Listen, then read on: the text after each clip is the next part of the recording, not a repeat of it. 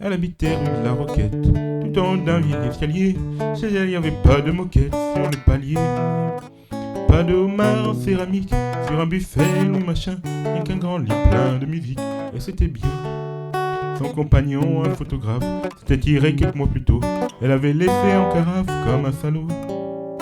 Depuis elle attendait sans hâte que reviennent des jours meilleurs, entre des fleurs et une chatte folle d'ailleurs. C'est elle qui m'avait accueilli lorsque j'ai traîné dans Paris.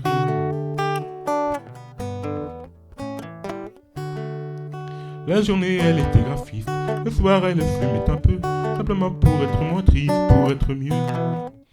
Elle gardait d'un lointain dimanche, plus que les autres qui ailaient, une fine cicatrice blanche à ses poignets.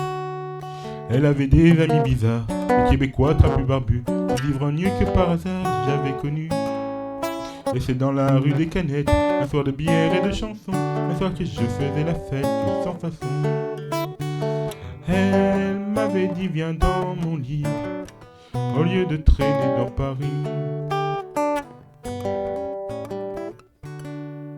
Elle avait des caresses lentes, comme quand on a tout son temps. Elle avait des gestes d'amante, oui et pourtant il n'y avait pas d'amour entre nous, de serment ou de cinéma. M'en méfiais plutôt, voyez-vous, en ce temps-là. Avant que la chanson se termine, il faut encore que vous sachiez qu'elle avait la bouche enfantine de petits pieds. Ces choses-là avaient de l'importance pour moi comme ses cheveux roux. Puis elle est partie en vacances, je ne sais où. Je ne l'ai pas revue depuis, alors moi j'ai refait ma vie.